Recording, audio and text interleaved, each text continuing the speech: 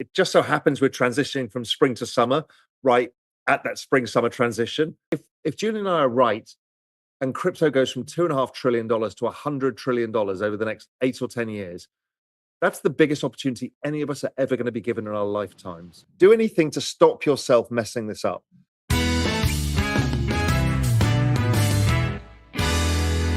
We're in the zone where ahead of the US general election, we tend to see liquidity pick up.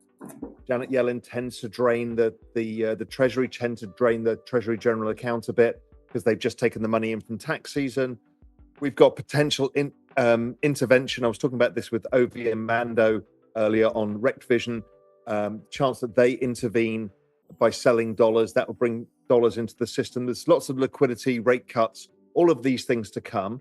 So we're coming into the liquidity cycle. The seasonality of this in crypto tends to be strong into about August, September. Then it goes choppy because of election, because nobody knows where it's going to go, what it's going to mean, and then tends to resolve itself after the election with the extended banana zone.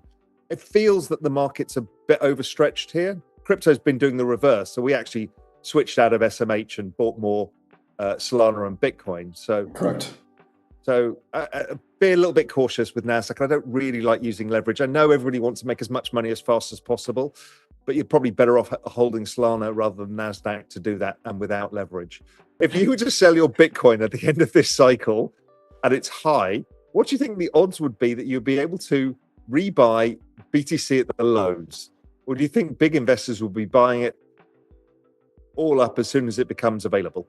I'm not going to take everything out. For me, it's like, I'm actually not even going to try and time it. My idea is take some lifestyle chips off and then run the rest and try and buy the sell-off. I just think it's very difficult to do. It always looks good in theory. It's very difficult to do. And let's say you've grown your $10,000 and it's now $100,000 and the market then falls 80%.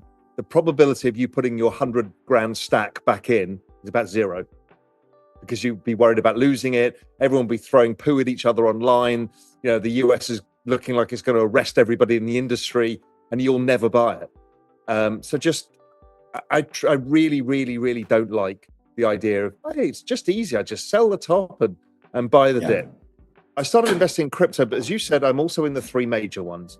Should I also buy meme coins or gamble a bit, or should I stick and hold the major ones? If you're very new to crypto, just hold the major ones. Try not to observe it, paper trade stuff. Do anything to stop yourself messing this up. You know, I use this don't fuck this up thesis, and big thesis is have 90% just in the majors and 10% you can play around with. But if you're so new, get a feel for the market, understand the volatility, because you think you can deal with the volatility and then you won't be able to, and you'll panic and do the wrong things. Just have your lessons first, learn it carefully. Seriously, what's going on with XRP? They're partnering up with banks around the world. Seems like countries like Russia are sanctioned are looking to use Ripple. Okay, you need to understand what drives the value of a cryptocurrency. It's driven by Metcalfe's law and network effects. Network effects are the number of users plus the total value transacted on chain, not the number of transactions. So XRP puts through lots of small transactions. It doesn't drive as much as Bitcoin, which puts through lots of lumpy transactions. I've looked at XRP against Metcalfe's law formula, and it always is accurately priced. So either we've not got new users, or in terms of, you know, new wallet holders, or the total value transacted is not increasing enough.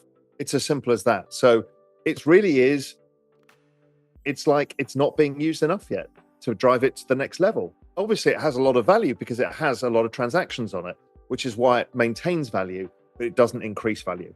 I don't like that thing. I've tried to do it. I sold out at 2,000 in Bitcoin in 2017, having made a 10x. It went up another 10x, then fell 85%. When I rebought it at 6,500. If I just held the bloody position in the first place, I would have done much better. Don't be too cute. If you need to take lifestyle chips off, please do. But don't think that you can be a hero and top and tail the cycle. It's hard. It's really hard. Even Julian and I, who spend years looking at stuff like ISM, we know the business cycle, still doesn't make it easy to do something like that. So I would rather ride the cycle, take some off when you need to. Andrew Coulson, do you think institutional participation in crypto will alter the characteristics of the banana zone, tempering or exaggerating the cycle extremes? Look, the larger crypto gets as a space, the larger the number of investors that need to come into it to increase it. It's a percentages game. So it's a $2.5 trillion space. If you bring in $250 billion, that's a 10% increase in net money in. Sure, it moves it. But that's the same as if it was a $250 billion space and you brought in $25 billion. So I don't think the institutions change it, but it does mean that there is general acceptance that this is an investable asset class, so it brings in more people. So I think it's not the institutional flows per se, but more people. Now, the question is do we get a blow off top at the end of this cycle? That is definitely possible. It just depends how the cycle plays out, what liquidity does, and if people lose their minds. It's animal spirits that creates a bubble.